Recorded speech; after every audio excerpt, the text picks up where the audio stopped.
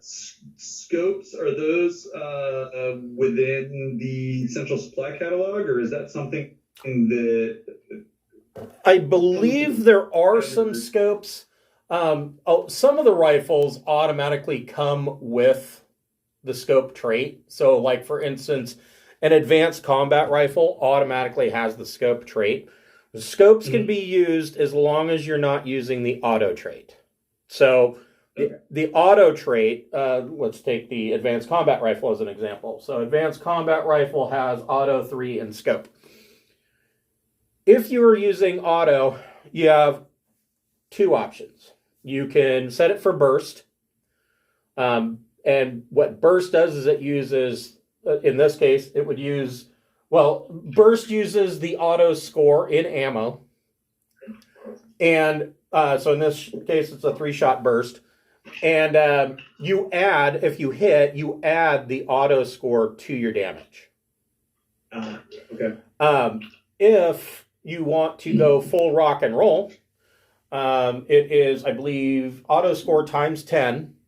And you can pick your auto score up to your auto score of targets that are within 2 meters of each other. So a standard hex on a battle map is going to be 1.5 meters. So if you've got 3 targets that are sitting right by each other, you can rake them with auto fire. And essentially what that means is you're going to make 3 checks. Now, here's the thing, that does count as a multiple skill use. And so whenever you're trying to do more than one thing, each additional thing, the difficulty goes up. So your first shot would be a normal one. Your second shot, instead of average, would be difficult, so you got to get 10 plus. And your third shot is going to be very difficult at 12 plus. And what this really does is it mimics barrel climb. Yep, that makes sense. So yeah, that's how autofire works. I mean, like I said, this game is really simple. If somebody gets into melee range with you, you can't fight back. You can't fight back unless you have a one-handed weapon, such as a pistol or a sword or something like that. If you have a pistol or a sword, you don't have to just sit there and take it. You can actually try to parry or block as a reaction. So you can try to knock the sword out of the way with your pistol barrel, and then, next round you'd be in a position where you can fire at point blank range, which is probably going to be an easy roll with a 4 plus. So unfortunately, you can't do that you can't fire at melee range with a rifle, according to the rules. I don't know why that is. But you can use the rifle as a club. So, and now it would just be... You can throw it at him. Yeah, you can just throw it at him, right, First hit him, then throw it. Which I think we've done. I think we have done, yeah. I'm sure we've done that. Every time somebody does that, it reminds me of the Venture Brothers episode where the 2 bad guys, the guy's shooting his gun and he runs out of bullets, so he throws it at the guy. And the other bad guy looks at him and goes, "Why do you keep doing that? Those things are expensive. Stop throwing those away." Totally. So, okay. So, going to do our intros a little bit differently. So, welcome to the Pirates of Drinax. We have a couple of new players joining us tonight. Carl's not so new. He has played the game in one of my one-offs back in Mission to Mithril. He will be playing the same character, and we'll get into that whole thing. I haven't died yet. You haven't died yet, right. Despite the giant ice worms, you have not died. Before we get started, I'd like to thank the Friends of the Greenwater Guildhall. We're going to kind of limit, we'll do a different one each week instead. But none of these are sponsorships or partnerships. This week, we would like to thank Dogmight Games. Dogmight Games makes beautiful wooden products for your tabletop role-playing games, such as player vaults, the player pad, which is the coolest thing I've seen in a long time. It's really awesome. They have dice towers and DM screens, and just everything is customizable. If you order something that's customized, you basically tell them what you want, and they will do what they can to make it perfect for you. Usually that's going to take, from time of order to shipment, 6 to 8 weeks. If you need or want something right away and you don't really care too much about customization, they have a ton of really cool stuff from pre-made patterns that they have done that is usually in their in-stock items. Those items will usually ship within 1 to 2 business days from time of purchase. If you're wanting to purchase from Dogmight Games, we have a code for you. It will give you 10% off everything on their website. That code, just at checkout, use the code FRIEND in all capital letters, and that will knock 10% off your purchase. If you're a fan of this game, try to remember to check out our website for this Traveler campaign. It is via Obsidian Portal. If you click on that link on Twitch, that should, or in YouTube, that should take you directly to that page. And the adventure log is done in the manner of Traveler News Service news articles. And it doesn't just detail, what we do every week in the game. I mean, you're either watching the stream or watching the video on YouTube. You don't really need to rehash that. Instead, some of the stuff might be directly related. Other stuff may be, region-wide news that may or may not affect the travelers and their adventures. So yeah, give it a check. And if you like what you see, please feel free to give us a thumbs up and a fan like. We always like to see that.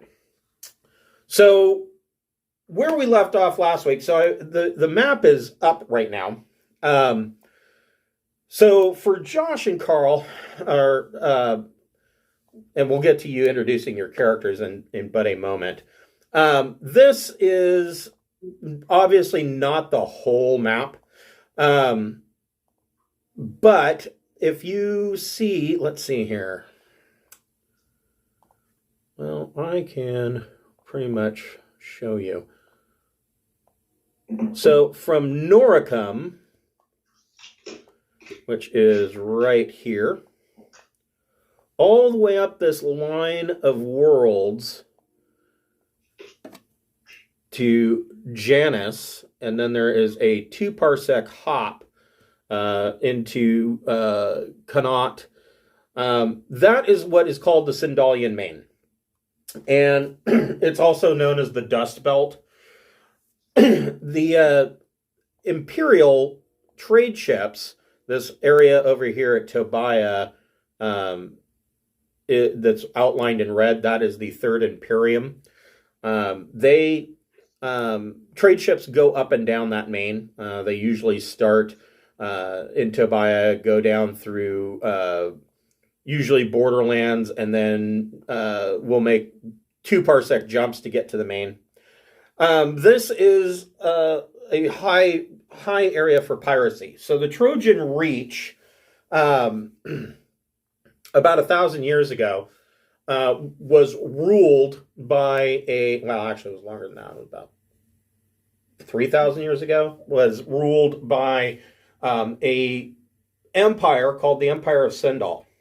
And as time went on, while the rest of the universe, or the rest of charted space, was going through what was called the Long Night, which was the end between the First and Third Imperium, the end of the Second Imperium. Anyways, the Empire of Sindal was going strong. And the problem was that as time wore on, the emperors of Sindal became more and more despotic. Finally, ending about 1,000 years ago with them essentially nuking or using biological weapons on their own worlds in order to keep them in line. And finally, a rebellious faction had enough of their shit and got a hold of their biological weapons, and they bombed Noricum, which was the seat of the Sindalian Empire. 1,000 years later, the whole region is still dealing with the after effects of this. Some of these worlds have never fully recovered. In fact, most of them have never fully recovered. The tech level went from tech level 15 and just plummeted into the dirt. But there are a couple of holdouts of the old empire. The planet Birney, which is down here somewhere. There it is. The planet Birney is actually the holdout of the Knights of Birney, which were a part of the old Sindalian Star Guard, their navy.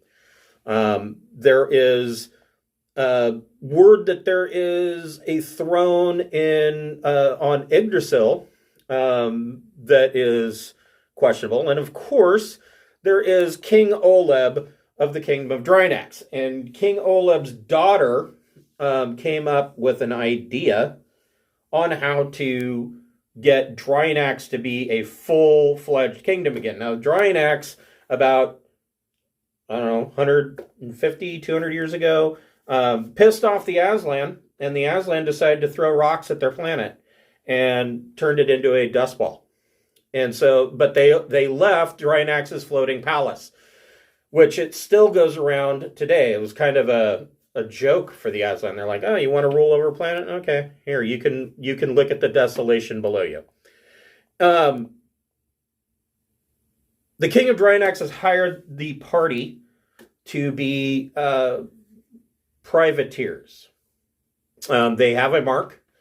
But, of course, because no government recognizes Drinax, that means the mark is useless. So if you get caught, you're going to be treated as a pirate. And the idea is that piracy will go up.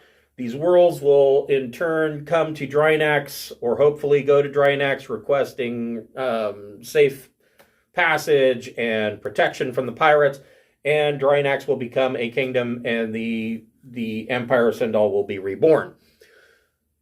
The current situation is that there are these Aslan iHatei. iHatei literally translates to a second son. So Aslan, all of the inheritance of a clan lord or father of any kind goes to the first son. Any son after that has to go out and make their own way.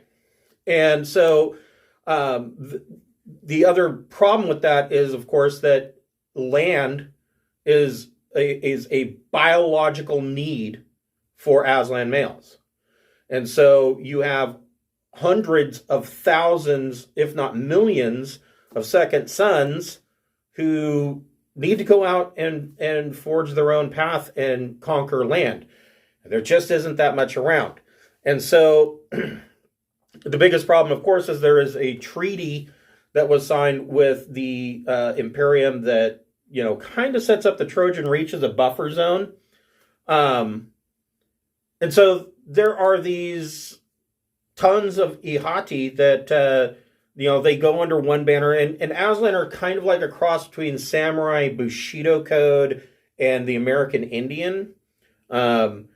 In that, sometimes they'll do stuff just to do it, like the American Indian counting coup.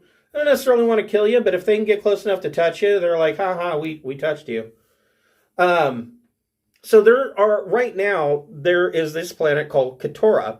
Kteiroa is right here. Kteiroa is not a prime location. It is a frozen ice ball, but it is a way stop for a gigantic iHatei war camp.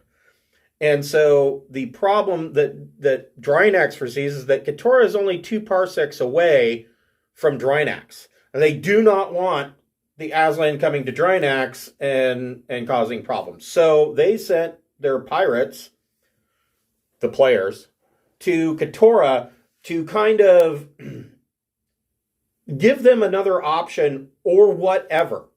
So the King Oleb told them, do whatever it takes to make sure that they don't attack Drinax. But we disavow that you exist.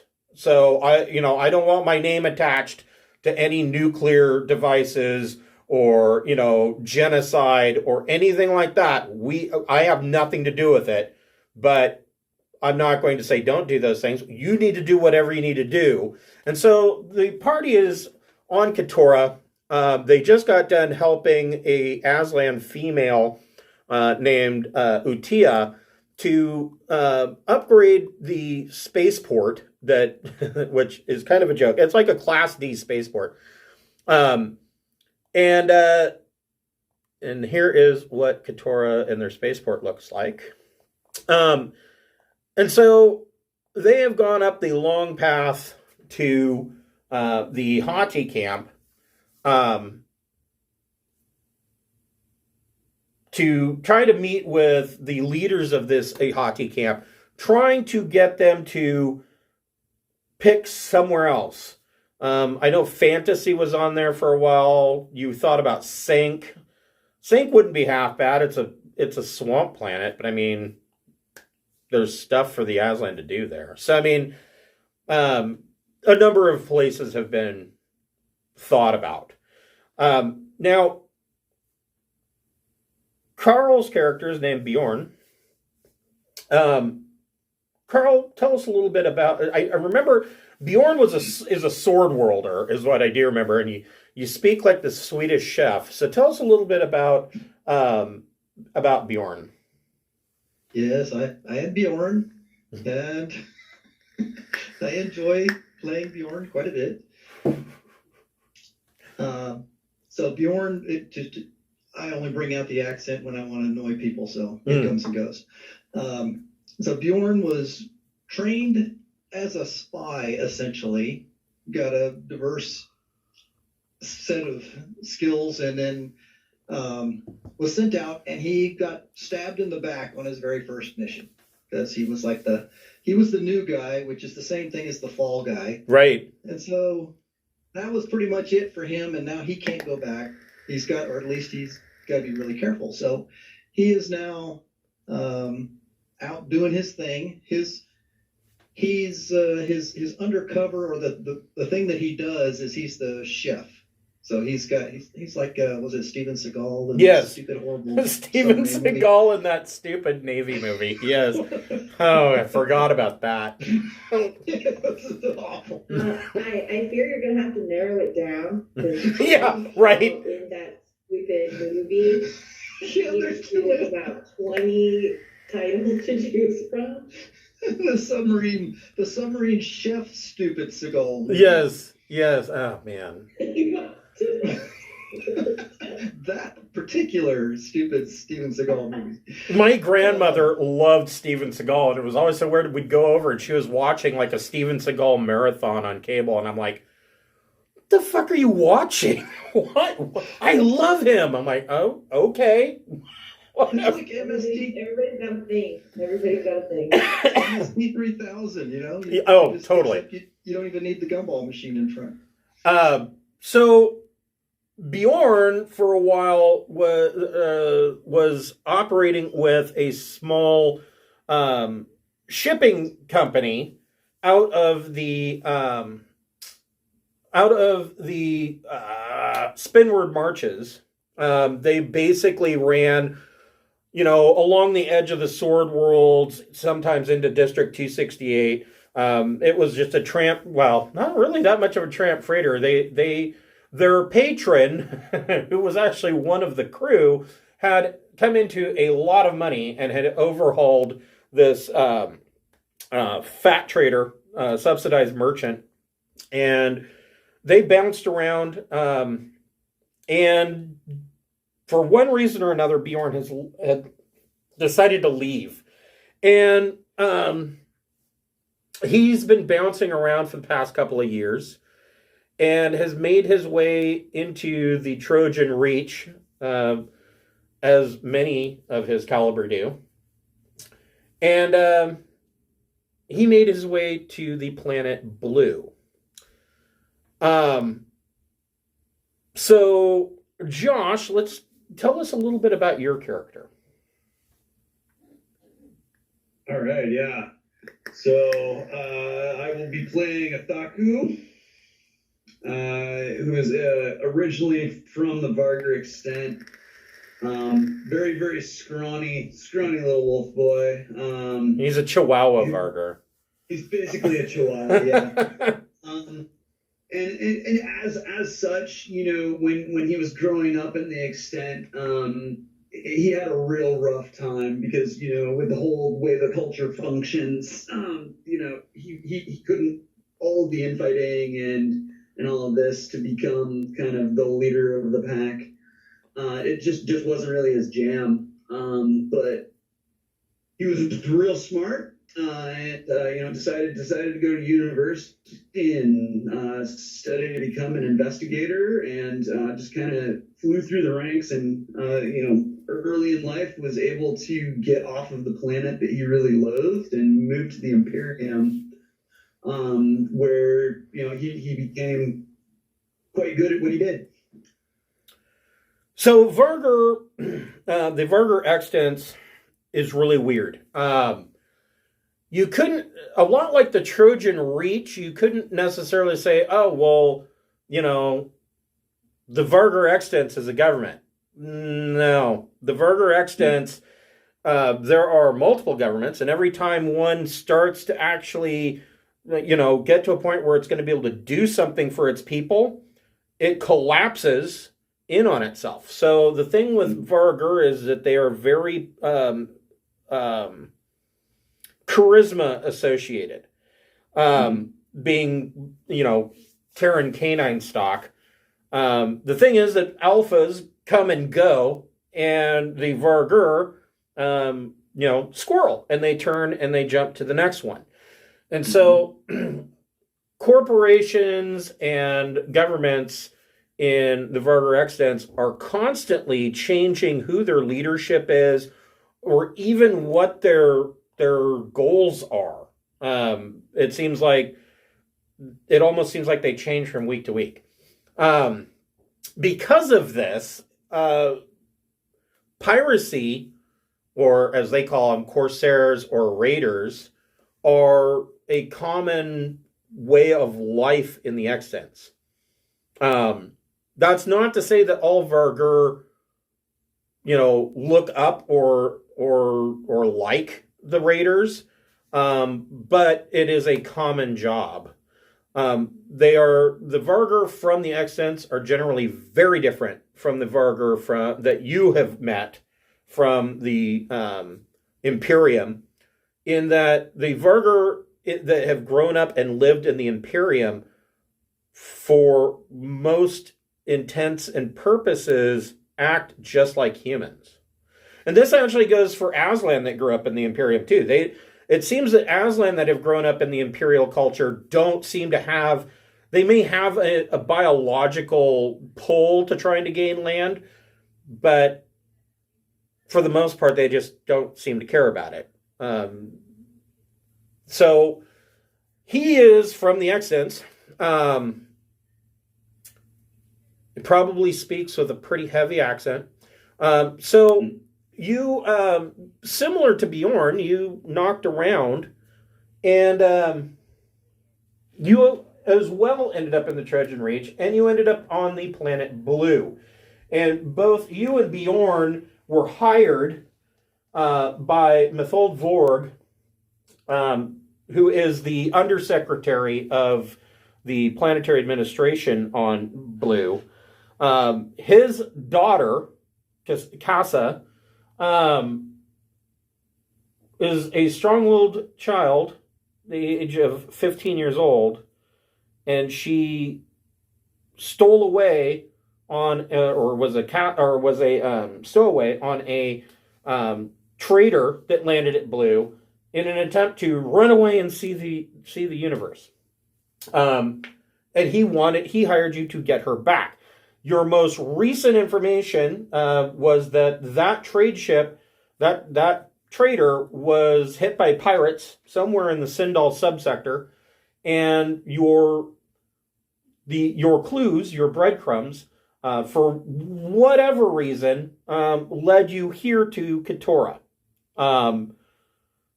You know that there are Aslan involved. Exactly how they're involved, you're not sure. Aslan from the Harrier are not usually known to be pirates. They don't do it. There is another group of Aslan, but most of the time, Aslan who fall into piracy from the Harrier, they are iHatei that have fallen on extreme bad times. Having said that, the party does have an Aslan as a member, Rexar. Rexar's a little different, though. But generally speaking, Aslan don't do piracy if they can help it. It's dishonorable to them. So that is how you guys ended up here. Now, this iHatei camp has a number of humans.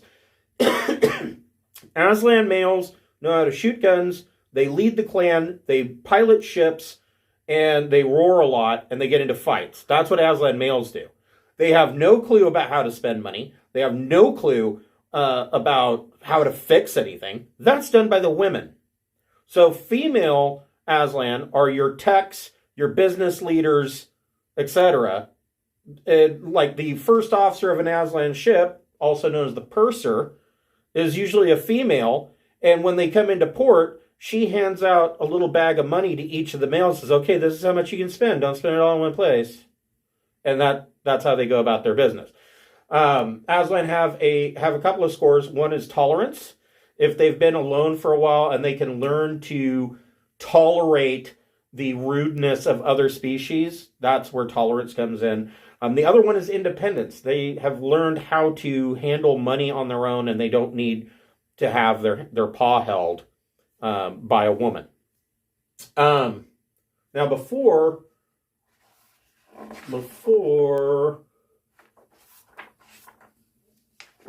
we can get too much further, I need to give a couple of free skills to Josh. I know Carl already got one. Oh, and good news. Corey said that he will be coming back probably next week. He's crossing his fingers. Wow, that's great. Yeah, his dad is recovering. He's had his 6th stroke. And Corey is kind of training to be a caretaker, and so, or a caregiver rather. No, not a caretaker. And so, a lot of his time is sucked up with that. So, but he's hoping to be able to return next week. So, Josh, did you happen to get the gunner skill? I did not. You didn't.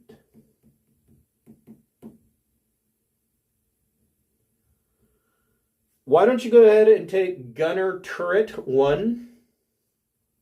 Gunner which one? Turret. Turret. All right.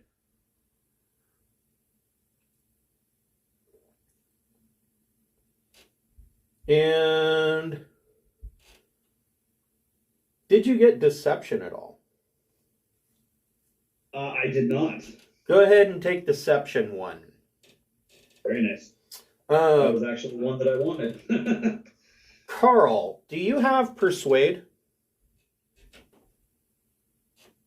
Let's see. I do not have Persuade. Go ahead and take Persuade 1.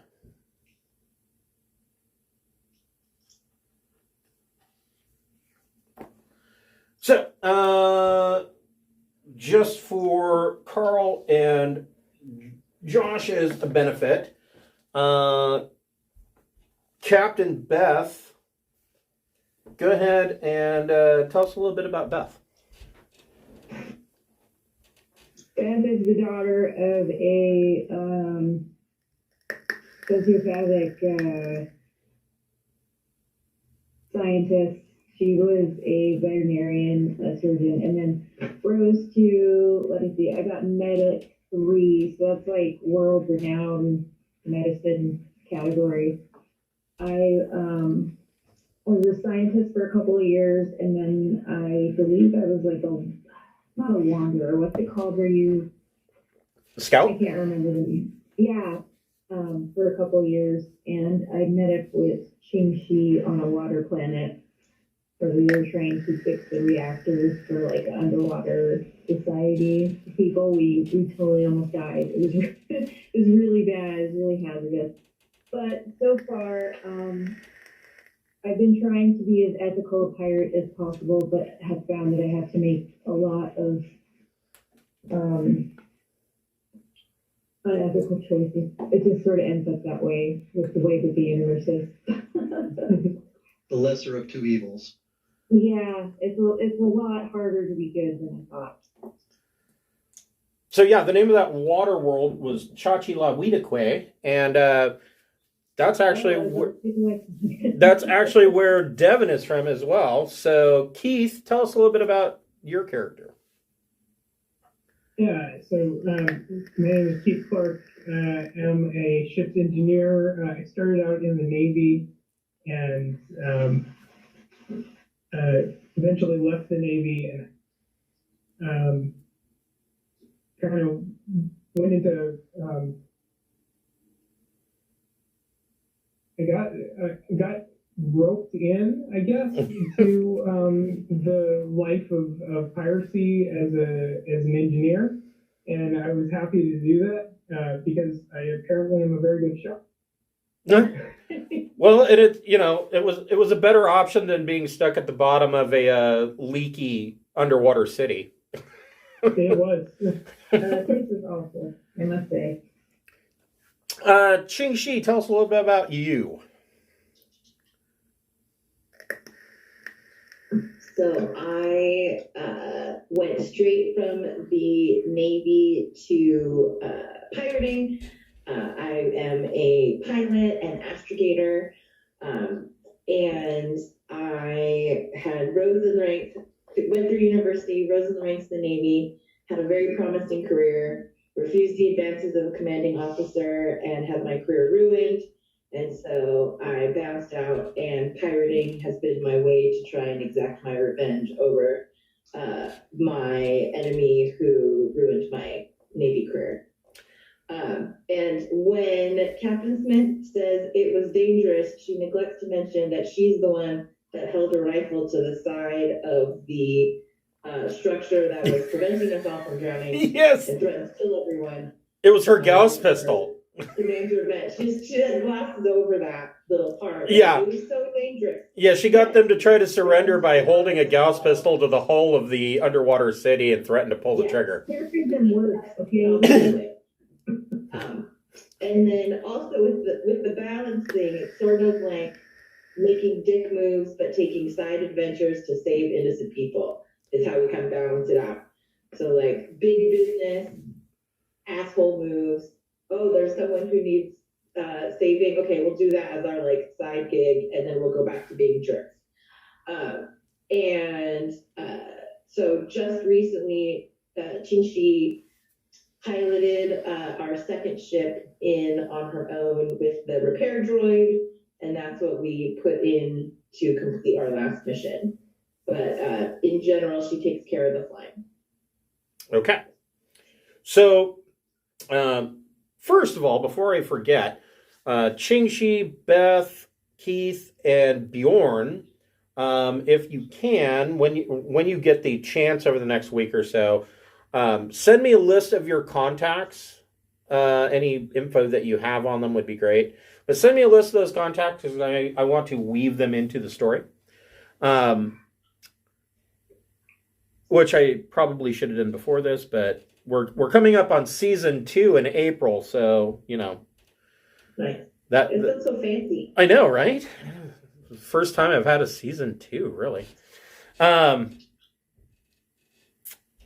So yeah, I'd like to weave them into the story. So one last part about the Trojan Reach, there is one other faction that is kind of important that King Oleb absolutely hates with a passion. There is a company that is actually based in the Deneb sector, but their main headquarters is in the Deneb sector, but they are operating in the Trojan Reach. They are called General Development Company, otherwise known as Jadeco. So what their deal is, they come to a planet that has, crap for tech level. And they tell the planet, hey, we'll build a Class A or B starport on your planet, and we will generally raise the tech level of your entire world, and all we want in return is a percentage of your gross planetary product. I mean, that sounds like a good deal on paper, right? Except that there's really never a end to the contract, for one. And so there's all these worlds in the Trojan Reach that have these high-tech, high-level starports, and now their politics are being manipulated from the inside by Judecca representatives, things like that. In some cases, whoever the rep is for the planet in the starport, they are actually doing a pretty good job and doing exactly what Judecca promised. In others, there's some underhanded crap going on. And so Judecca is a big boogeyman that is bopping around the system. So, on the world of Kteiroa,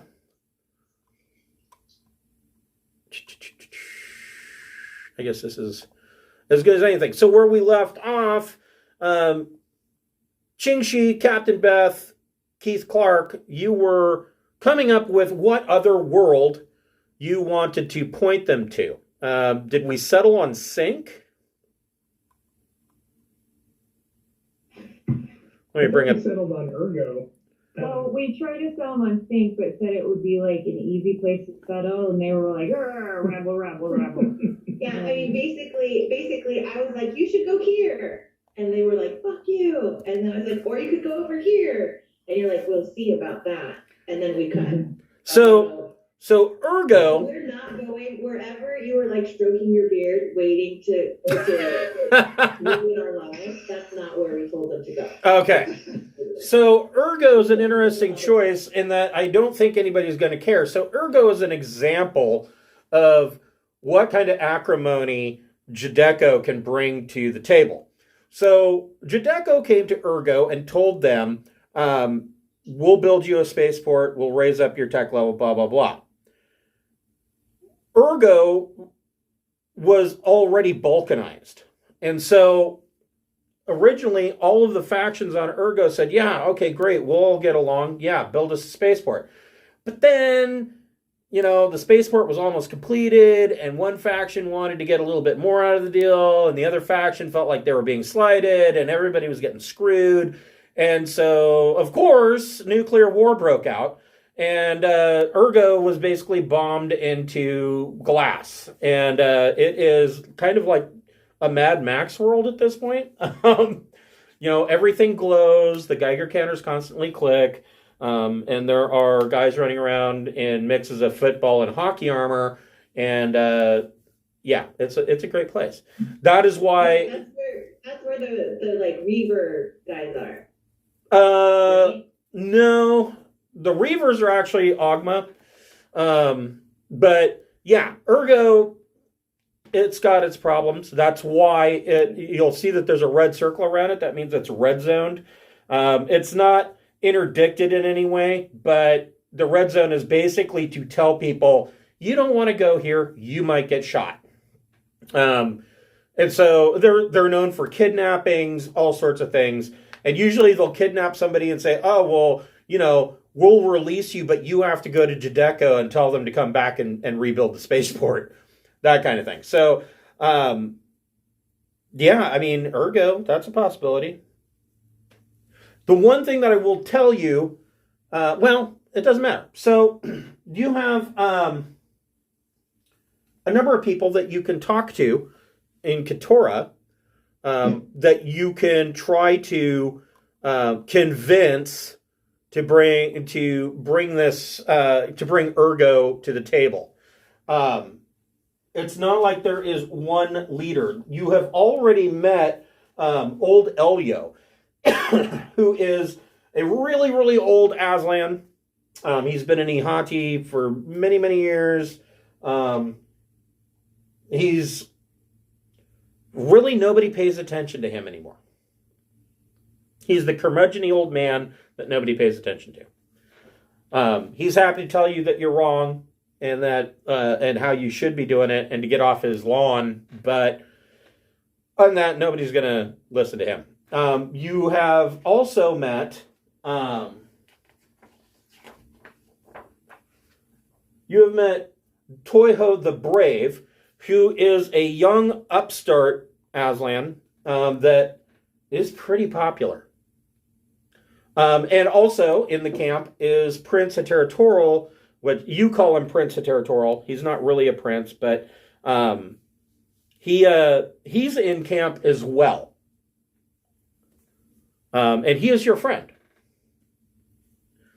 As you are moving around the camp, you see Bjorn and Athaku kind of moving around the camp, questioning some people.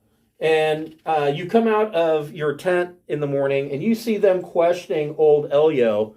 I say questioning. It's not like it's a police interrogation. They're not being rough about it, but they are very pointedly asking very specific questions. Yeah, you can tell that even from a distance. They act like cops. That's our secret identity this time, is to act like cops. Right. Yes. Well, I'm protective of old Elio. I might just go on over and make sure he doesn't need a Aslan attorney. You should be asserting your rights. So you come over and Elio says, "Oh no, don't you worry about me. These two young lads were just asking some very pointed questions about, how should I put it, Aslan honor."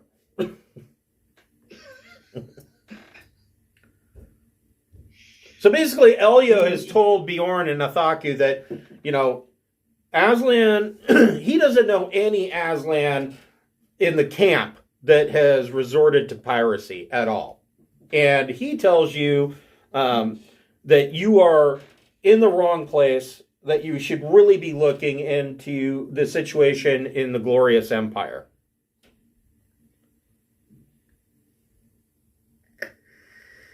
Now, one of the things about Bjorn and Athaku, you guys don't have your own ship.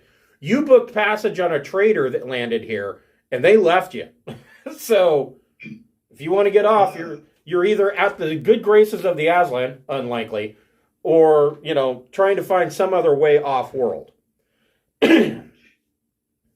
Yeah. Have you considered the glamorous life of piracy? I have an opportunity. For me. Consider the jabroni.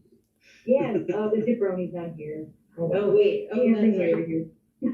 Are we on, so we're not on the jabroni. Are we on the rusty bucket? Is that what it was called? No, you are on, its official name is the V'hrg. You've just been calling it the Harrier, with its holographic hull. It is pretty spiffy. Well, we gotta find out where they're going, though, and if we're going that way, I guess. Right. Well, we've been interested in ships that have come to and from, and people that have particularly departed. In particular, young girls. If we're willing to give that much information out. I'm not sure what race the daughter that we're looking for is. She's human. Human? Okay. Yeah, so, we're looking for, like, hey, what are the, what kind of, no, I don't know, what are the statistics? What kind of people are coming through here? Do you see a lot of, blah, blah, blah, blah, blah. You get a lot of extra crap so that people don't know what you're looking for. But inside of all that, it's, have you seen human girls that are young that are here? Those that have come Hold through on. here. That sounds ominous. Have you guys seen any young girls? I mean, who isn't looking for young girls, right? I mean, come on. Well, we're asking, you ask age demographics, you ask, gender demographics, and race demographics, and you sort of start putting all the numbers together to see if you can This find isn't the. Dog's fault, is it, Chris? Whatever happened here? No, he weren't no. involved in okay. No. All right. I don't It's happened before. We know where the secret pirate world is. Maybe Whoops. that would help. Well, isn't who's the boss here? I didn't write her name down. Utia? I have so many scribbled notes. Who's the boss down in the base? Utia. Kudia, yeah. So rather than being up in the camp, we should probably make that introduction. Because if anybody's going to know, it's her. She's going to know everything. Well, you guys are kind of having this conversation right in front of Elio. And old Elio, For being said. old Elio points and he says, we've got a number of young humans here. And he points and you see that there are a number of kids moving around the camp, basically helping their parents. So they're doing engineering jobs and mechanical jobs and things like that. But they are dressed like ragamuffins. He tells you, though, he says, if you're talking about a case where a ship was pirated, he says right off the top of his head, and if for whatever reason the clues led you here because you're looking for Aslan, he says that all points to the Glorious Empire.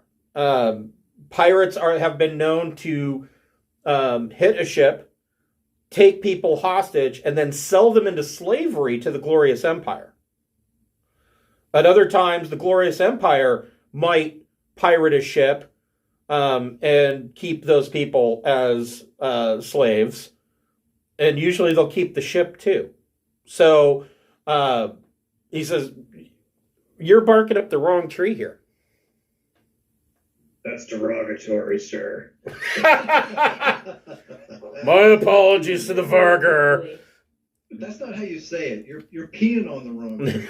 Yeah, exactly. I don't All want right. to deal with the Glorious Empire.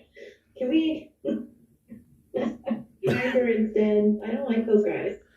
Unfortunately, I think it's our lead, Bjorn. I know. I think it's the inevitable next step. So, well, I mean, really your next step is you need to talk to these leaders to get them to not attack Drinax. Because right now, you learned last week that Toiho the Brave is really interested in taking over Drinax. Right. Who was Ching Shiih drinking with and carousing? Because I thought he convinced somebody, and I was talking to Prince of Territorial, and he was like, "Okay, yeah, I can." No, I think I was talking. It was when I messed up. That's what I'm talking. What I'm saying is, we were like sitting around drinking, and I was like, "You should do this." And I was like, "No, our honor." And I was like, "Or you could do this." And it was like, "Oh, that's a terrible idea." And we're done. So I don't know. So that was Toiho the Brave. Yeah, I was talking to the big cheese, and I messed it up. Yeah, I thought they were interested in fighting the giant mechanical fighter. well, Toiho the Brave was interested in that. But you have to figure he's a young iHatei clan leader, or iHatei leader. His goal is to find a location for his people to go in and take over land. Well, will they know that it's radioactive? I mean, do we have to mention that? I don't think so. You don't have to mention it. They're probably going to be kind of pissed off when they discover it. I mean, Aslan aren't stupid. They can figure that out on their own. And that may have something to do with their decision. Now, Okay, well then, go ahead. so Sync already That's what I'm thinking. at one point was going to be a base for Aslan, and they, for whatever reason, the Harrier abandoned it. Right. And all that's there is the the like monastery where they throw things in the mud pit. Right. Yep. They spend their days trying to It's not sink like things into the mud. decimating a population if we point them in that direction. Are there any like creatures for them to murder? Because they care about that. Yeah, the swamp is rife with all manner of creatures. Okay, so maybe if we explain that, they will understand that it's not dishonorable to go after snakes. So the other two leaders in the camp is iHatei the Clever and Iyiki Too Eager. Those are two other Aslan leaders in the camp. I have a feeling the clever one will understand that there's all kinds of creatures in the swamp. True. The feast on. Can I appeal to them somehow? Sure. Did you want to track him down? The other question is, did you want to take Kteiroa with you? Are they friendly? Kteiroa is your friend, but No, I mean, But in my the notes, other. in my notes, I have that Iki Too Eager is anti-prince and out looking for death. true. So if I'm talking to the clever guy, he's not anti-territorial? No, he's not. Okay, so we just have to hope the Too Eager guy isn't over there if I can't, I suppose. Okay. So the center of this camp, there is a large, you can call it a war tent. That's where the leaders generally do their, meetings over a holographic map. But each of them have their own tents. And so you make your way over to iHatei the Clever's tent, and Kteiroa tells you that iHatei is originally from the Tekisto clan. The reason why Iyiki Too Eager doesn't like Kteiroa is that he is from the Kteiroa clan, who just tried to destroy Kteiroa's clan. So you make your way over to iHatei's tent and announce yourselves. And iHatei is inside, and he is wearing, it looks like he's getting ready to do some big speech, because he's actually wearing Aslan ceremonial armor. And you can tell this armor has probably been passed down in his family for many generations, but Aslan ceremonial armor very much resembles like samurai armor. And I'll ask Athaku if maybe we should tag along with these guys and just listen to the chatter that's developed and see if we can't learn stuff without sticking out like a sore thumb. I agree, and perhaps they'll give us a ride if we're nice enough. We find out if our ride would end up with our bodies out in space or not. Yes. These are the nicest pirates to ever give me a ride ever. Well, as long as you don't backstab us, and then we let your ship fall into a dying star and watch you die. Yeah. We do that to it on occasion. Yeah, like the ship where the guys tried to backstab you at the gas giant. They tried to take our ship over. They were like, so we let them all. Yeah, they shoved them back into the ship and were like, "Yep, fuck you guys." Let them fall into the gas giant. Bye. They all got a lot thinner and shorter. Okay. Can I compliment Captain, the you're gonna talk to the clever iHatei? Yeah, I'll appeal to his cleverness. I'll tell him his armor's cool, because it is. Okay, go ahead and make a persuasion plus charm roll. Do I have any charm? Of course you do. I'm pretty sure I don't. I find you quite charming. Sorry. But no, well, I mean, I'm not negative, but I don't have any extra charm. Got some persuade though. 10. Okay. So he looks up. Oh, good. He has tolerance.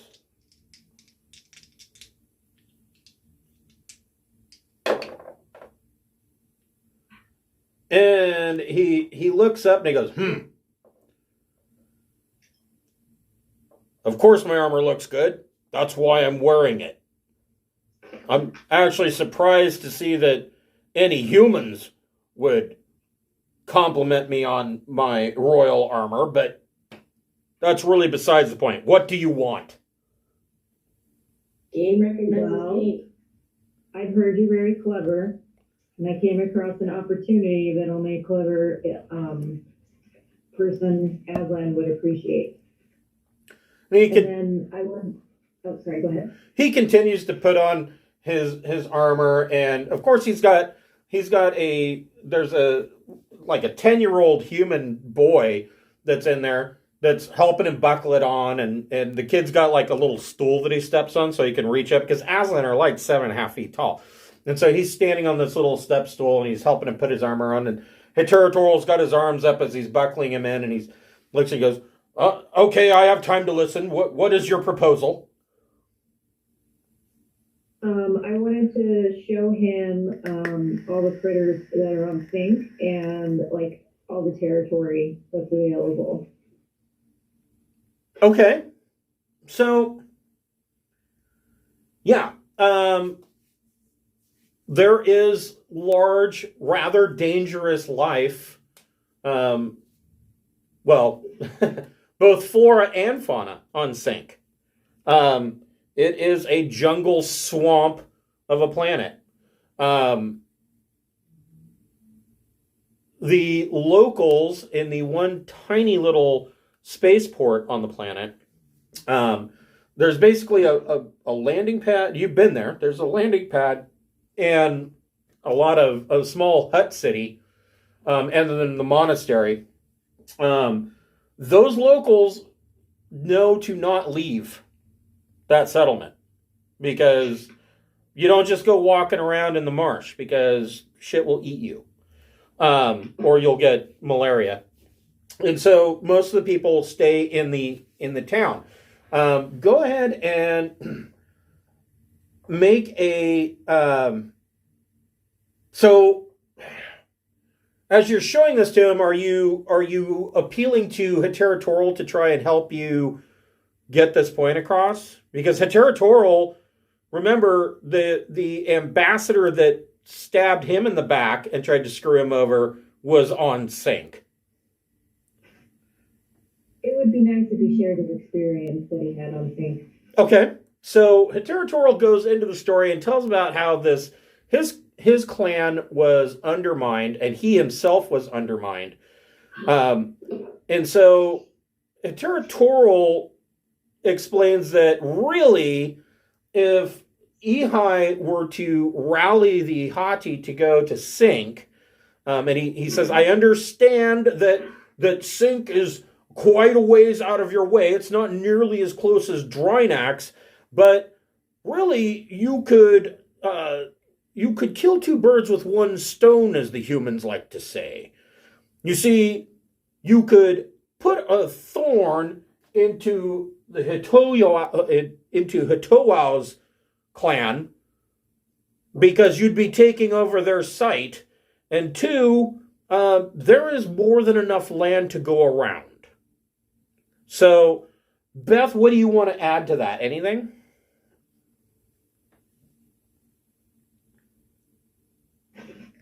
It's also not irradiated. And it's a target-rich environment for the young to improve their skills. Lots of critters to put their teeth on. A really good I'm hearing point. a whisper from outside the tent with helpful information.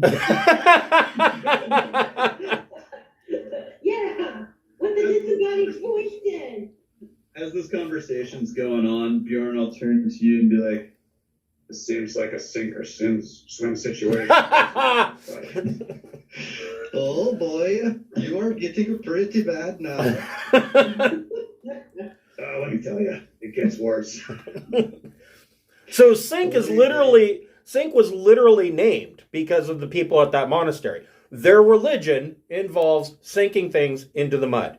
That's what they do for mass. They take something and they let it sink into the bog. It's like a bunch of 8-year-old boys. They just throw rocks. They built a castle that sank into the swamp. Of course. Right into the swamp. What happens if I throw this in? What happens if I throw this in? They built a third castle, but that one sank into the swamp and then caught fire and burned down. What the fourth one? One thing I'm interested in is we have these contacts of various and sundry kinds. Well, the captain's talking to Toyo. I'm wondering if it wouldn't be a good idea to like plant seeds to other people, right? So we say, oh, nobody takes the old guy seriously, but if he wanders around and talks up Sink, and then we tell, we tell Prince to go through his camp and his small group of followers and talk up Sink, and we tell, so that it's not just one or two clan leaders, but if we sort of start the buzz camp wide, that like, wow, yeah, I've been hearing about Sink, that's really great. And, oh yeah, I heard about that too. That it might be easier to get them to all pull in the same direction. That's a good idea. So Ching Shiih and Devin, do you want to go talk to Yiki Too Eager and plant the suggestion with him? Sure. Now, see, the difference in your communication with him is that you know that that Kteiroa already had or has an ambassador on Sink. So we can tell him, I've been hearing buzz, not among your guys, but among some of the other clans. Oh, and they're thinking about going to Sink. But isn't Sink where you already have a base? Because I'm hearing these little whispers about going and trying to take that out from under you. You can't let that happen. So You must protect your honor. Exactly. You have to defend what's yours from these dipshits who are trying to get it while you're not looking. They want it for some reason, Those sneaky little underhanded bastards are trying to get it. The unguarded treasure is the most appealing, so you have to go guard it. There's some reason they're trying to cut you out of Sink. So, Bjorn, are you going with Devin and Ching Shiih then? Yeah. Come on. Well, yeah, I'm going with them to see what information cracks loose on my search for the little human girl. Athaku, where are you going? I'm gonna stick with the captain to see if there's anything else going on over here. Okay. I just want to try and make sure that we split ourselves so that we're getting as much information as possible. Okay. So, Beth, make and Kteiroa is there with you. Make a persuasion plus charm check, and you get to roll that with a boon dice. So roll 3 and take 2 high.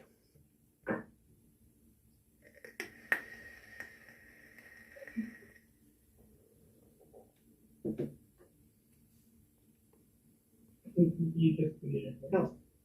10. Okay. So iHatei the Clever kind of looks over your mobile comm at the map that you've got pulled up.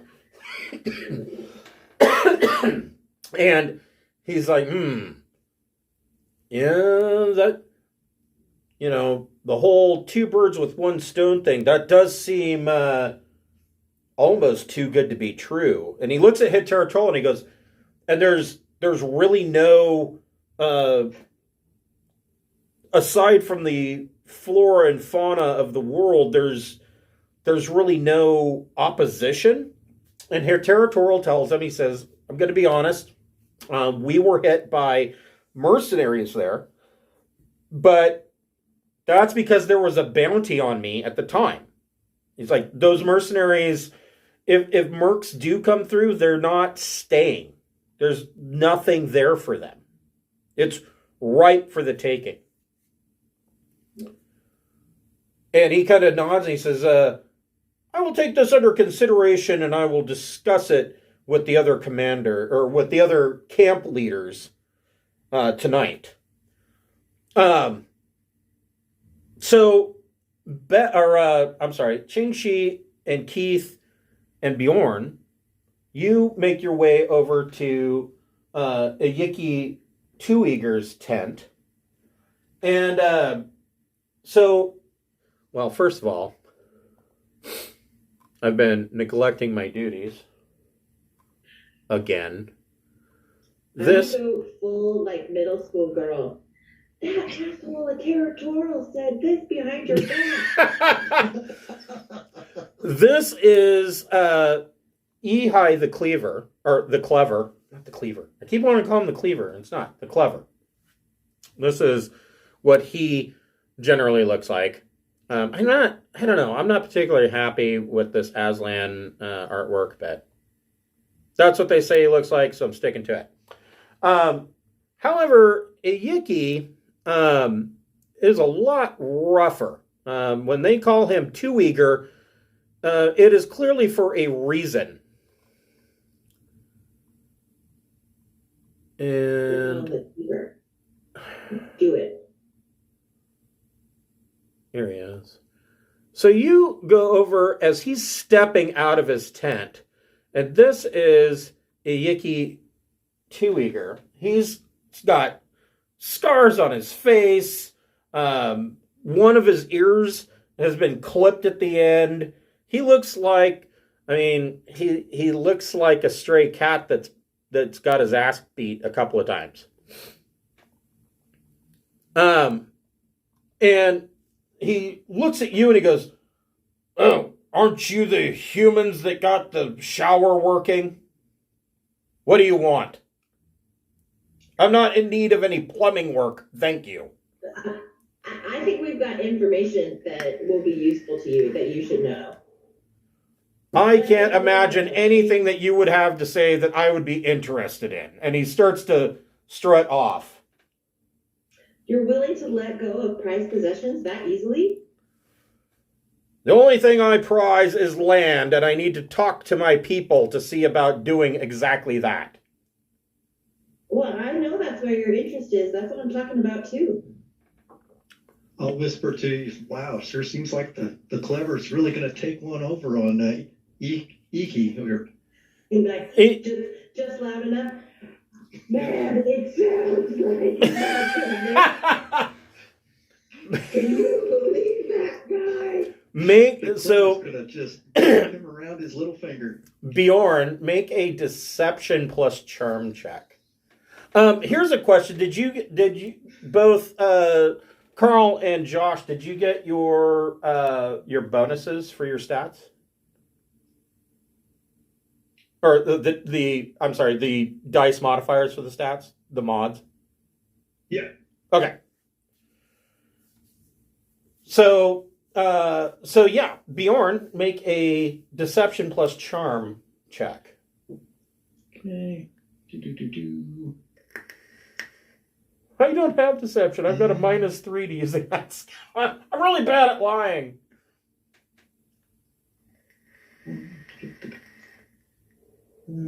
Just a 10. That's pretty good.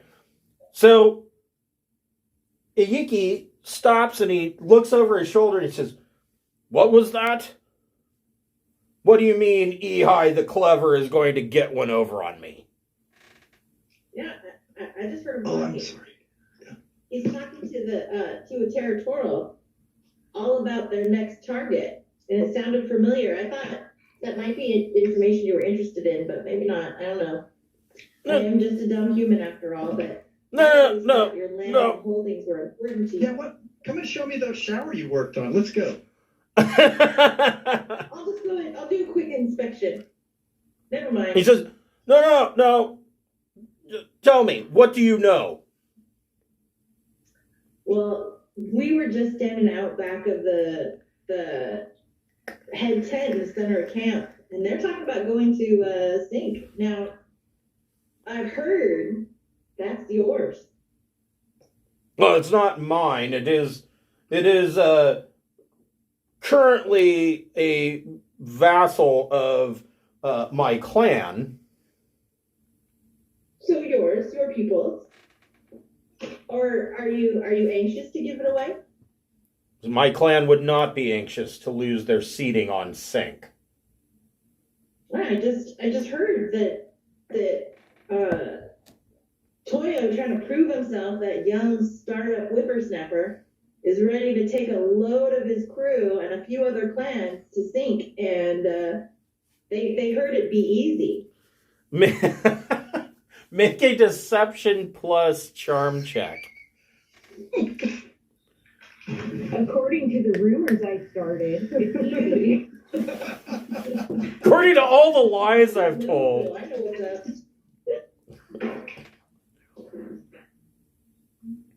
You said deception? Yeah. 9. He's like, really? And he says, he pulls out an Aslan mobile comm, and he starts looking up data on Sink, and he says, that would be a feather in our cap to assist the Kteiroa clan in defending their territory. Plus, it would give many of us the land that we seek. This is interesting news, little human. Thank you very much. Hold out your hand for a tip. No. I guess. No. But I will say, I'm going to lean over and be like, if you're going to take a crew over, you should let all these guys know that you're going, because maybe it'll keep them away. But you got to take everybody you know and head there. And I'd make a big show of it. Maybe no one will follow you that way. Except everyone's going to follow you that way, because then they're going to want to beat you. He's like, For not being an Aslan, you seem to be fairly keen on military strategy. You might be useful. I served not in a force as noble as yours, but I still serve. I know where honor lays. Says, well, I thank you for the information. I'm going to go talk to my people, and we'll see what happens tonight. Excellent. Best of luck. Good hunting. So, Sneak. so that only leaves. So you guys meet back, kind of in the center of town. That only leaves Toiho the Brave, who Ching Shiih was drinking with, and kind of he didn't like the idea of Ergo at all. Well, I don't think you can win them all. And if all of us are strong-arming them in the same direction, they might get suspicious. So, I don't know. Might be best to leave it at that. You could try reverse psychology and tell him how bad it is, and you're a crappy human, so that way he can blame. It's like, oh, we're not listening to those crappy humans. So there are two other notable people in camp. There is V'hrg, who is a landless. He's again a landless Aslan. He is not affiliated with any particular clan, but V'hrg, according to Old Elio, V'hrg appears. Old Elio thinks that V'hrg is some kind of spy, and that he's basically going around the camp trying to not necessarily foment rebellion, but he's there to push the iHatei in a particular direction. The other person, the other Aslan in camp is Kteiroa, who is actually an agent of the clans. So he is an official representative from the Harrier, he's an official representative of the Tlaku, which is the Council of Clans, that is basically there as a diplomat to kind of oversee everything. Because see, the Harrier doesn't have a scout service like the Imperium does. The Harrier, their only way of finding new worlds or exploring or having new discoveries made is through the iHatei. It's like, we'll discover stuff by killing everything that's there and taking it for our own. So, and that's not to say that iHatei are always, wanting to go in and kill everybody. They're, in a lot of cases, are willing to share land with human settlements. It's only when there's pushback that they get into a fight. So, you've got V'hrg and Kteiroa that are also walking around camp. Now, in your experience, V'hrg seems to be fairly underhanded, untrustworthy. This is what V'hrg looks like.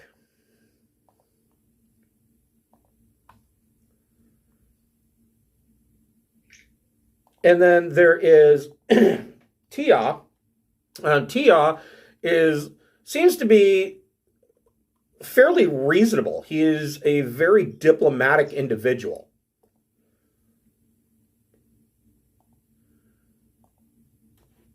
You would almost, from a human perspective, considering that he's an Aslan, you would almost perceive Kteiroa as being kind.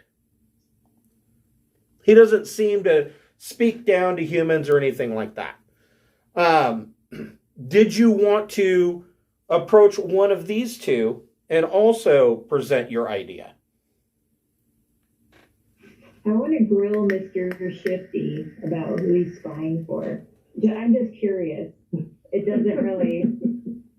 It doesn't matter, but I just want to know, just like when I was on the world and wanted to do stuff just to see what would happen.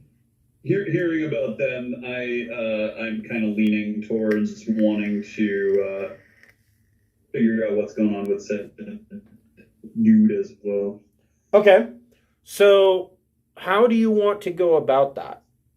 So this camp is, and I call it a camp because there's actually hundreds of separate little camps.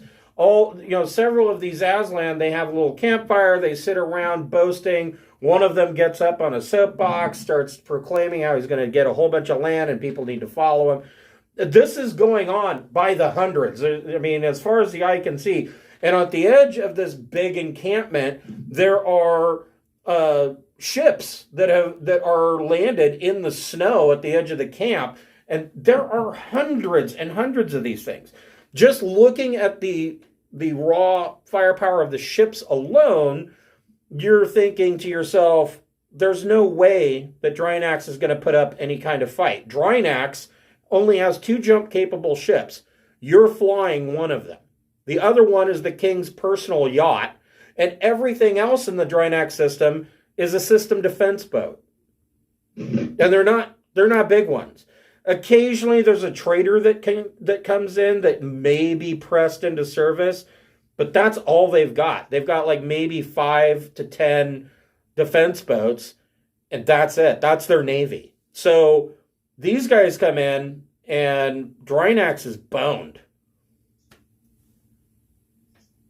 So I'm going to tell Mr. Shifty that he's not very good at deception, because everyone suspects him of being a spy, and that if he wants to get any better at being dishonest, he might consider joining our pirate crew. Maybe he's insecure about it and he'll spill the beans. He says, really? He says, I'm interested in this idea. He says, I would join you if you can undermine everything that Tia is here to do. What's he here to do? Says Tia is trying to he's trying not so much pressure them, but he's a very sympathetic ear and is trying to gently goad the rest of the iHatei into attacking Drinax, which I think would be a terrible idea. He says, Drinax is known as the lion for a reason, and I have a feeling that the lion is currently sleeping. Oh, okay. I'll do my best to show you how it's done then, and undermine Mr. Diplomacy. He What says, does Tia have against Drinax? Yeah, what's his problem? so Drinax, 200 years ago, Drinax decided that they were going to levy a tax against every ship that passed through their space. That being the Kteiroa subsector. On old maps, Kteiroa subsector is known as the Drinax subsector. But it was taken over, and pretty much half of it is owned by the Aslan at this point. And so 200 years ago, the then king of Drinax decided he was going to levy a tax against every ship that passed through, and he tried to force that on the Aslan. And they, I forget which clan it was, but they basically told him to go fuck himself. And then when he tried to press the point, they took asteroids and redirected them to bombard the planet with multiple asteroid hits. And so Drinax was bombed into a dust cloud, and the commander of the forces at the time laughed and told the king that he wouldn't damage the floating palace, that if you're going to be the king of a kingdom, you can oversee the wreckage that's left behind. And so the floating palace floats through the atmosphere of a destroyed planet. Well, so Tia's mad at this group that they just beat the living daylights out of. He thinks just left a floating palace. He wants to finish the job and go back and just take Drinax for the Aslan. Oh, that seems. There are two sides to every coin. We must hear both sides of the story. Yeah, I thought it was nuked, not hit by asteroids. No, it was hit. It was hit by orbital bombardment of asteroids. Yeah, they cracked the crust, and for some reason he wants to take over that stupid dirt ball that's useless. Right. Okay. I There's don't know. nothing living on it, though, is there? The what now? There's not really anything living on it, is there? There are still humans living on Drinax. They're the Vespexers. They eke out a very subsistence style life, constantly battling the elements, constantly hunting for water. They're kind of almost like the Fremen from Dune. They have special vac suits that they wear. The chieftain of the Vespexers, she comes up to the floating palace every so often to make reports to King Oleb. She is so used to never getting out of her vac suit that she doesn't even take her helmet off while she's in the floating palace. Whenever you've seen her, she sounds like she's talking out of a tin can. Darth Vaderette. Yeah, more or less, yeah. Okay. Does anybody have any ideas on how to undermine this? Well, first, it's stupid. What? Why in the world? I'm with Mr. Shifty McSpyman. Tio's an idiot. Yeah, there's nothing there of any value to them. No. This does not advance their society in any way. No, they're not really looking to advance their society. These Aslan are just looking for land. That's it. Yeah. Well, the big thing that you need is liquid water. You can turn land into something useful if you have liquid water. Because the temperature's fine and you got water. That is true. Maybe what we should do is spread a rumor of a horrible secret weapon that the King of Drinax has recently obtained. That's what I was thinking. I was saying, like, let's put a little bird in his ear and see where that goes. And while we're at it, let's put another rumor that says that he's enlisted Tia to make the Aslan attack first, so that when he nukes the living crap out of them, it'll be their fault. I dig it. So the funny thing about this is that Ching Shiih, Beth, and Keith actually have access and probably have pictures of exactly such a weapon. It's a biological weapon that you found, which is what led to those guys getting stuffed back onto their ship and sank into the gas giant, if you remember. So we just need that evidence found in Tia's possession. Yeah, you've got pictures of this, so if Tia's sitting there with the pictures of the mega weapon that Drinax is trying to find a reason to unload on the Aslan, then Tia's trying to set the Aslan up to get blown to hell. The other thing that you guys know is that you know where that weapon was found. It was found on Noricum. Well, I wasn't there, but... Right, but you would know. But so yeah, so these guys that tried to take over their ship, they had a damaged ship that was sinking into the gravity of a gas giant. They had gone to Noricum and traded for some lost tech that some of the locals had found in a cache. And this thing was basically a biological torpedo. And the potential is there's that and a lot more hidden somewhere on Noricum. Okay, so I'll put on my doctor coat and express grave concern for the health and well-being of the Aslans if this biological weapon gets unleashed upon them. All of the Aslan are looking around, looking at you, and they're looking at each other. Why is the tiny human now wearing a white lab coat? I don't understand. So the one scientific endeavor that males can aspire to, the one and only scientific endeavor that males can aspire to, is being a doctor. Great. Yeah. They evidently don't like the idea of a female doctor, checking them out after a battle wound. Probably one too many prostate checks with the dew claw.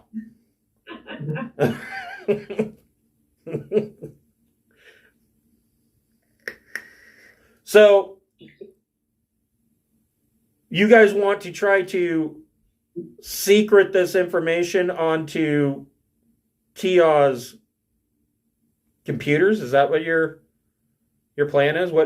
How are you secreting away this information?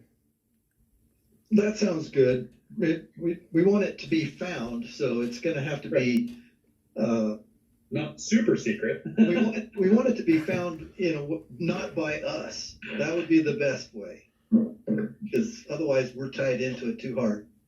Okay, so cut out the magazine letters and paste it on a paper.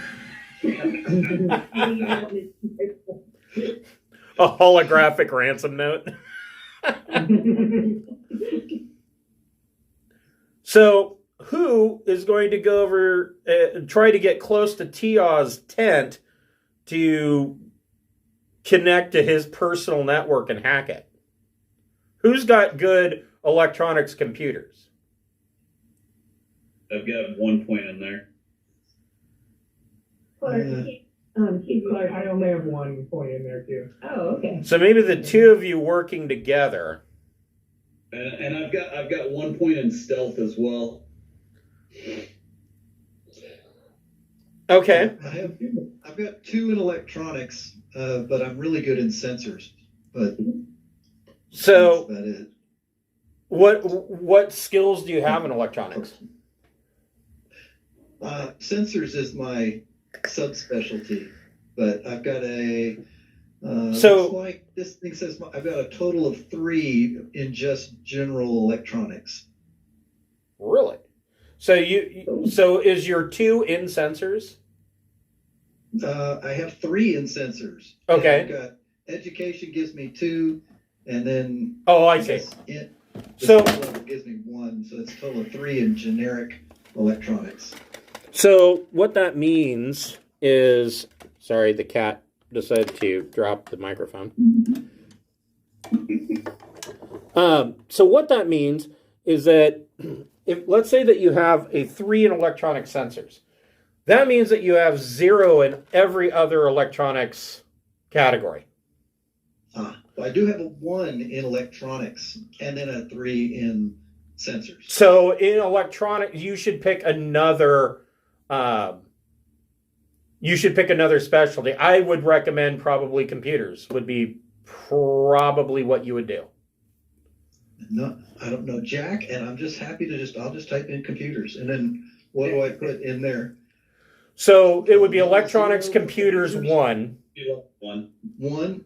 Okay. and then all other electronics would be. So you would have sensors at 3, computers at 1. Anything else in electronics would be 0. Okay. I'll put that at 0. Hell if I know how to work all this crap. I was just clicking away to make it look like my sheet. All right. So working together, we're going to gain a boon, I guess, since we're team hacking this thing. We're going to do. So do you have any stealth, Bjorn? Bjorn. No, I just have Jack of all trades. Well, so what level do you have for Jack of all trades? 1. Just blah. So you have you guys can have a choice. So you can try to sneak up and be hidden by the tent, of course, and Bjorn can make his stealth check at -2 instead of -3. What are we doing there physically? Can't we just hack this thing from a distance? Well, you can, but you have to be close enough to get a connection to his personal network. Yeah. So, I mean, it's not like you're connecting to a Wi-Fi that's got 900 feet. You're talking about more like trying to hack somebody who is using a iPhone and AirPods and trying to hack into their phone. You're going to have to be a lot closer to get that Bluetooth connection. So theoretically, you could make stealth checks. Bjorn would be at -2, or you could make Bjorn kind of the distraction, while Athaku stealths in and tries to do his work. How do you want to do that? Yeah, you could ask questions about the missing person. That would probably take up the I front. like it. Okay. Well, I was wondering, is the guy that's the spy, do we have an idea of who he's spying for? Could it be the Glorious Empire? I'm pretty sure it's Drinax. I think he got hired by the king. That's my guess. Too bad there wasn't a secret handshake. So Beth, you go, Captain. You go. you openly say to Ching Shiih, I bet he's spying for Drinax. He's like, what? I've never even been to Drinax. What? And then he says, okay, so are we. It's fine. he says, oh. I didn't say that out loud. He looks around and he leans in and he goes, why deny it? Yes, Yeah. I have been spying for the Kingdom of Drinax. We didn't even have to torture you. No. He says, he looks at you and he goes, and he opens his, he pulls out his mobile comm and he holds it up. He's got dossiers on the three of you. He's like, I'm already aware that you are privateers in the service of Drinax, that you've been promised noble titles and land and all of this. I'm already aware of exactly who you are. Well, good work. You're doing better than I thought. He tells you, he says, regardless of the fact that this guy's a spy, he's obviously very mercenary. He is in it for himself. And so he kind of likes the idea of being a part of your crew, but he's not going to be a pirate per se. He's going to be out in the Trojan Reach developing contacts and intelligence for you. Ooh, that's awesome. Yeah, that's Yeah. I would love that. So, Bjorn, you want to go up and talk to Kteiroa and question him about this missing girl. Is that correct? Sure. Okay. I want to know what. I'll start big and ask. What their does he know? What does he know about Blue? Because that's the planet that the leader's daughter is from. Right. And hey, I have ship X, Y, and Z from my previous investigation. All were coming from the area where from the space lanes where the ship from Blue got ambushed.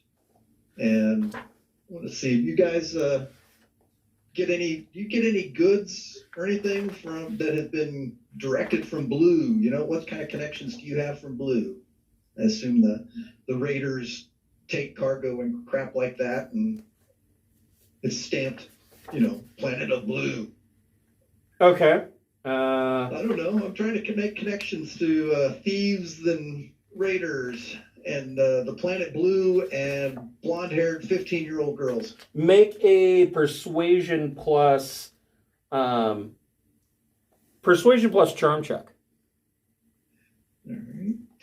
Let's see. That gives me 1. Submit. Boom. Looks like just a freaking 8. That's perfect.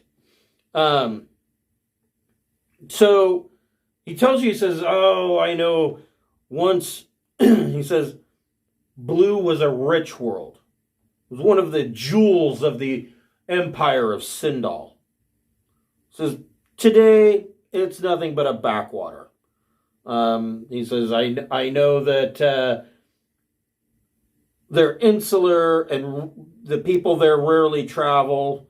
They prefer to spend their time in contemplation of religion and art. Says, actually, it sounds like quite the nice place. Although I've heard rumors that there's some kind of secret Imperial Psionic Institute there. Really? Wow. I was at Blue last year, and I wonder if I was psionicized. Is there any way to tell? Well, from what I understand, if it's a good scion, you'll never know. That's why most of us in the Harrier don't trust scions. Did you know that there was a psionic clan of Aslan and that they were basically kicked out of the Harrier? Nobody knows what happened to them, but we believe they're still out there somewhere. Oh, wow. Were they on Blue? Were they connected? Or is it just the scion? Oh, I don't believe that they were located on Blue, but it's just the threat.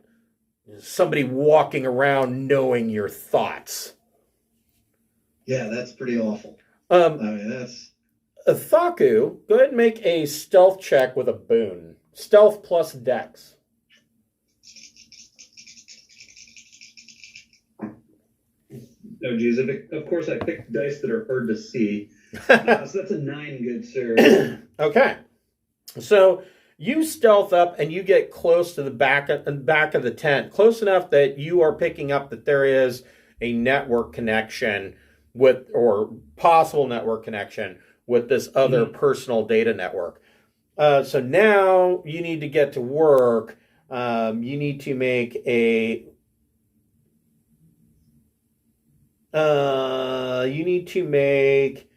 an electronics computers plus your choice, either intellect or EDU.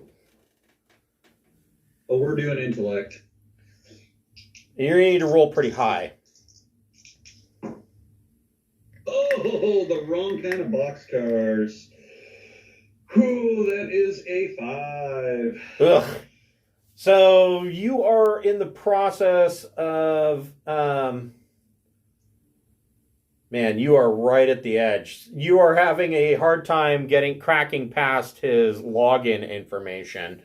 Those dice go away.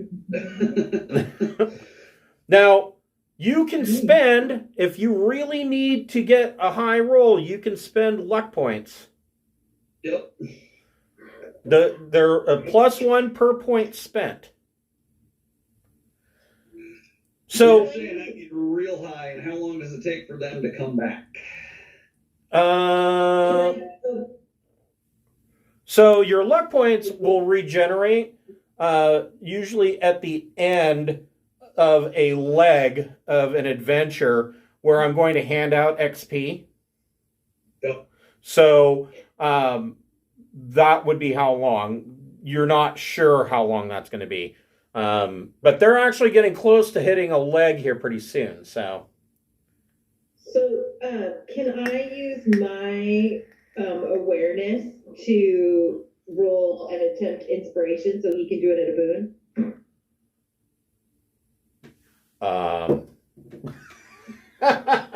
Take 2 at 1. Group of mental and physical activities, psionic enhancement can lead to flashes of inspiration, dexterous fine tuning, and momentarily toughened physique. Inspiration as a boon to any one check. So if he's making help me faces, can I zap him? Give him the psionic finger in the butt. Here you go. Let's see here. That's awareness? Yeah. It's awareness.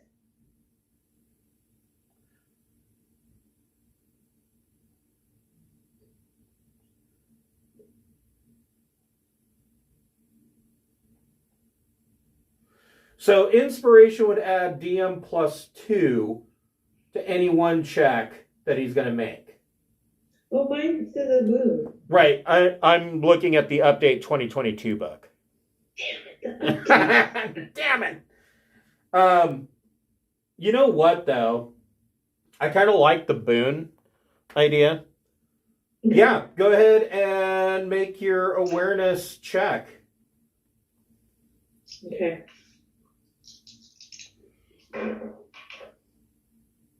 Let's see, 9, 10. Okay.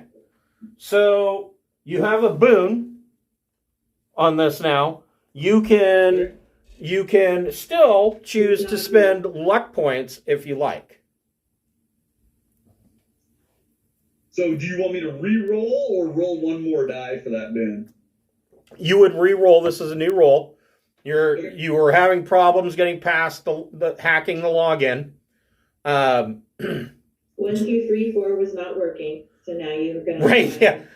So it's not guessed. It's not 1, 2, 3, 4. It's not his dog's name. So now I have to wait 30 seconds before I can try to log in again.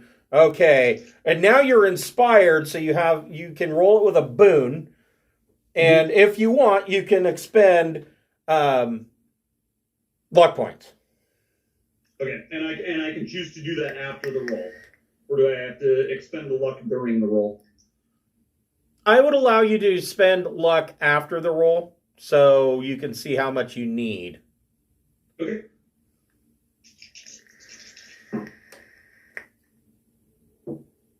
So that is a 9. Throw a couple at it. Yeah. So what you I'll need, plus 2. Is a 14. Holy crap. Burn it all, baby. I'll do it. Okay, I've So- got 6 luck. you are hacked in to this guy's Palm Pilot. God, I haven't thought about a Palm Pilot in a million years. But they're Aslan, so they probably still have Palm Pilots. Yeah, there. They're really big, though. They're like the size of a tablet, but still. So you've hacked in. Where do you want to place this information? Like on his desktop? I mean, what? Secret spy files in a big folder on his desktop. Is that in his browser history? So Raise the I just ruin got, like, Aslan in his browser history so that it pops up. by the way, guys, that was out of those 3 dice. That was another 2 ones. Shit. Okay, burn those. Yeah, those need to go in the freezer. Garbage. So I'd kind of like to just like look at kind of the folder structure that he's got for things, and things that he would generally get into pretty actively normally. Interesting. Okay. So you're browsing through his folders. He has reports that, and I'm going to have to pull up the map for this. Mm-hmm. Oops. Put it in his email signature so every message he sends out. We should have been able to create the fake evidence offline so that he can just put the file in there. Yeah. So you find that here on this planet, Ra here, that there is currently a clan war going on between the Arroy. Hold on. I want to make sure I don't get this completely wrong. Yeah, we wouldn't want me to be even more lost with wrong information. Right. Right. Don't worry, you'll pick it up. Trust me. If there's any like unread reports you could add it on to, that might be the best. Right. Yep. No, that's what I was thinking. Yeah. Put it on his desktop in a folder called porn. We'll never look there.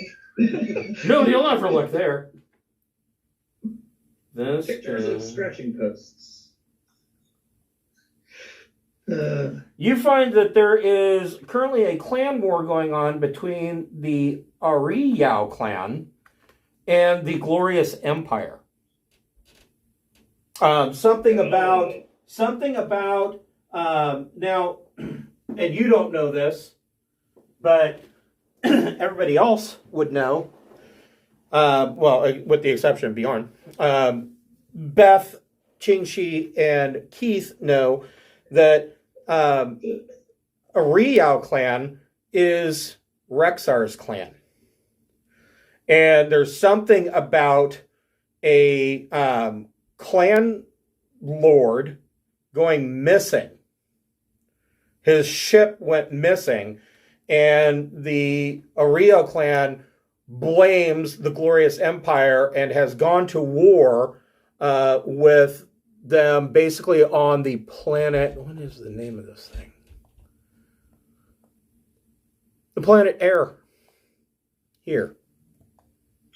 So the war is active in air. Correct. It is, It is going on right now as you are speaking. Okay. And this is a big deal. Like, Yeah. this is a big deal that a clan lord has gone missing. And it wasn't a small ship that went missing either. This is like an Aslan battle cruiser that up and vanished. That is big. Okay. So, are there any other reports that he has in here that he hasn't really accessed as of yet, or any other messages that are coming in that we could attach all this information that we're trying to hide onto? Not really. It seems like all of this data is probably at least a week old. Okay. And it looks like, from what you gather, is the first thing he does every morning is go over his reports. Okay. So can I fake it that he has received this in a report from someone on this list that he has coming in? Sure. Go ahead and make a computers plus intellect or EDU check. Your choice. Okay. We shall do intellect again. In fact, I will allow you to throw deception into that as well. Add deception in as well? Yes. That's going to be a big old roll. So that is a 14. Okay. So you have created a fairly accurate and detailed report copying Aslan language that this information is now a new report that he's received. Awesome. So I will log myself out of his network and kind of try and nonchalantly move back to the rest of the group. Okay, go ahead and make another stealth plus dex check. 5.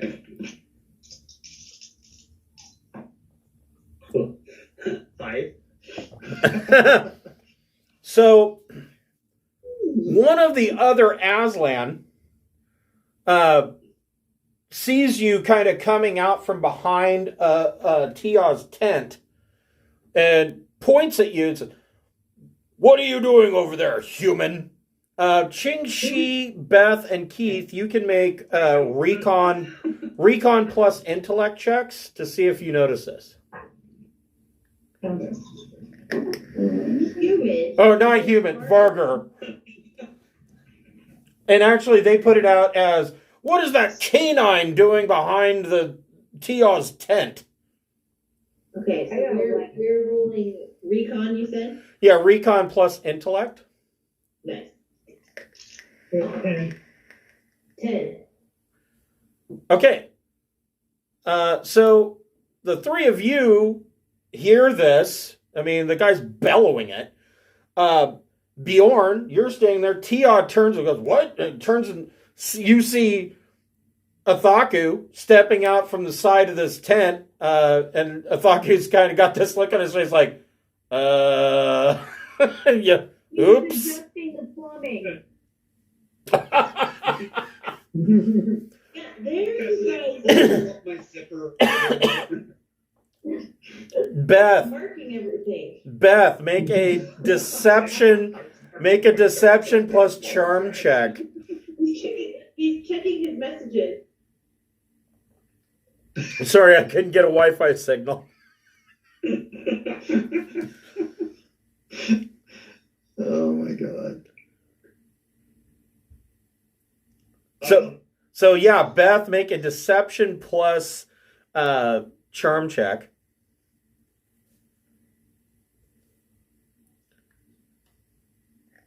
Got an 8. Yeah, this Aslan, like, oh,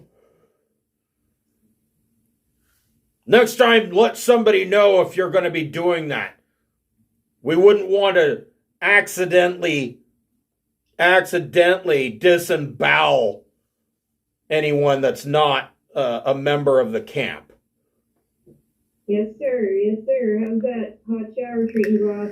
Oh, jeez. Good, I hope. Oh yeah. Much thanks. It's much better than showering in gray water. Always glad to help out. You take it easy. So you guys reconvene and kind of share information about what has transpired here. And next week, we will get into the big Aslan speeches from these leaders and what is going to transpire from them. Then we can shoot. Good work, crew. Yay, thank you. You guys are constantly impressing me with your ingenuity. I love this game because there's so much role play that goes into it. Don't worry, Carrie, you'll get to kill somebody really soon. Okay. The path to honor is paved in dead bodies and blood on your sword. So That's right. Really gotta That's right. Yeah. get that going. Yeah. So yeah, and I'm sure that Carl remembers that. Really, when you get into combat in Traveler, you got to really think if you want to do that, because Traveler can be lethal. So, So I've heard. before we let Josh go, Josh, what kind of armor did you buy? I've got a ceramic carapace. Interesting. So that's really good against energy weapons, right? It's good against both. Really? So it's particularly good against energy weapons. So you get an extra +6 against energy weapons. The regular DR is +10. And fire. Don't forget. And fire. Yeah. Fire. Yeah. Yeah, because I got one too. I was like, fire. Oh, hell no. Yeah. Yeah. So basically, I had rolled on my benefits. I had rolled armor twice.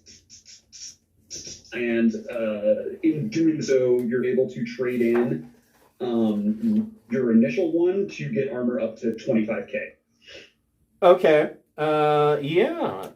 So remember I said that it's probably a good idea to have two types of armor? Yeah. Hold on. Let me... Yeah. Let me... A Here we go. suit Ceramic and, carapace. ceramic carapace. It looks like it's just like a vest type of thing. Yeah. Yeah, you can wear that around this camp. They're not going to care. Mm-hmm. I mean, theoretically, Ching Shiih could wear her the captain could wear her battle dress. I just wanted to look good. Yeah, put those points in backseat, man. But I mean, obviously, if the captain's walking around in her battle dress, it's going to make her not look like a plumber. So, Can I pretend to be a robot? No, I'm just kidding. yeah, no, the Aslan have battle dress of their own. But don't worry, there's going to be some more battle dress. So, and what kind of weapon did you get, Josh? So I've got two. I've got a laser carbine with a hollow sight, and I've got a mono blade. Nice. Carl, what kind of armor are you wearing? If I remember, you don't have much. Well, I had, in original game, I had a gob of money, but not a lot of permission to do anything. So Right. I had bought a second set of armor, considering I've been kicked out of the first campaign or game. So anyway, I've got a vac suit. That's what I had before. Okay. And now I'm wearing a ceramic carapace, and I've got just the cloth. I wear the cloth all the time, pretty much. Right. That's like, and then if I'm on a planet, I'll wear the ceramic carapace if that's not bad. Right. But if in space, it's the vac suit. It's always good to have a personal vac suit. I will just say, because yes, the ship has vac suits in the ship's locker, but if you've ever walked around in a onesie where the crotch is too big, that can be a problem. So, yeah. So, and what kind of... put a Medikit on it, because I don't want to be bleeding out in my vac suit. I was going to say one of the modifications that I always recommend is put an auto med kit on the armor. So then what kind of weapons are you using, Carl? I've got a personal defense laser it's a handgun thingy that I carry with me. Well, hold out pistol? Yeah, a stunner, and I'm not sure exactly what these things are, what I'm going to be carrying with me. Stun fist for unarmed combat. It's like brass knuckles with electricity, I think. Right. And the things I don't carry around unless I've got a static axe. Nice. And a couple of plastic explosive charges. But you don't have anything. You don't have a bigger pistol or anything like that. No, my personal defense laser does 3d6 plus 3, so that's... So, for the rest of the group, I know somebody's been keeping a party kitty. I don't know if you've got any additional firearms available. You might want to consider... I'm sure we do. Like, I've got a Gauss pistol, a Gauss sniper rifle, a breaching gun, and a boarding gun. And as much as all of those are super turn-ons, I should probably loan one out for a while. It's like you've got a quiver that's got like 15 weapons hanging out of the back. And like, since you really can't handle a breaching gun and a boarding gun one-handed, I just imagine me like barely able to hold my arms up as I'm carrying them around. Well, the breaching gun is cool. Trying to be, trying to like get through stuff and not able to carry my weapons because they're so heavy. And I like my sniper rifle, so I'd be happy to give away the breaching gun. The breaching gun is cool, but I mean, it's boarding, either one. Yeah, the boarding gun would be that thing's awesome. It's basically a grease gun. But the boarding gun is really specific. It shoots sticky charges. It's designed, its name is exactly what it's designed to do. It fires sticky charges in a pattern that will blow open doors. They will also blow open battle dress. So, yeah. And that's considered under the slug subgroup. It would be gun combat slug. Yeah. Okay, that's what I thought. All right. So, because I've got 1 point in energy and then just base in the rest. So yeah, you guys will probably want to think about now. Part of their deal with King Oleb is that anything that they make, the Kingdom of Drinax gets 10% off the top. Mm-hmm. Having said that, they have a shit ton of money, which they're basically saving to build up their fleet and space station and whatnot. But they have some money. So, and you guys have some personal money. There will be an opportunity for you to go shopping. And you're right. I probably should have bought a vac suit. Vac suit, yeah. If you want to buy a vac suit, it's probably a good idea to have a vac suit. Can I do that retroactively, or do you want me to wait until we go shopping? Oh no, you can do that now. I don't care. That's fine. Okay. There's also on my laser. The laser rifle is what I forgot to add. Oh yeah, there you go. The laser rifle. That's important. Yeah, that's what I used when we were killing the Yetis or whatever on the. Yeah, the laser rifle is a badass piece of equipment, is what it is. Yeah, that's. I knew I was. It's like 5d6 damage on a hit. So yeah. Okay. So we will reconvene next week at 7 o'clock on Wednesday night for the Pirates of Drinax, and we will try to get through this leg. Excellent. The next time, we're not going to talk to the planet. We're just going to nuke it from orbit, right? Right. That's the only way to be sure. We sort of did that. I missed it. The gas giant. Damn it. I missed it. Well, and we glassed the planet too. The other thing about the whole gas giant adventure is that there was also barbecued brisket that was served. Right? Well, because then there was the time where And whiskey. Rexar fired on the planet and like liquefied the base. Yes. We were running away. So the Aslan Rexar has battle dress and a man-portable, PGMP, plasma gun man-portable. So, yeah. I want to play an evil, mad scientist villain that looks at the map and goes, "It's too crowded." Right. There's too many planets. There's too many people on that planet right there. Yeah. All right. Thanks, Chris. Thanks. You're welcome. I will see you guys next week. All right. See ya. Adios. See ya.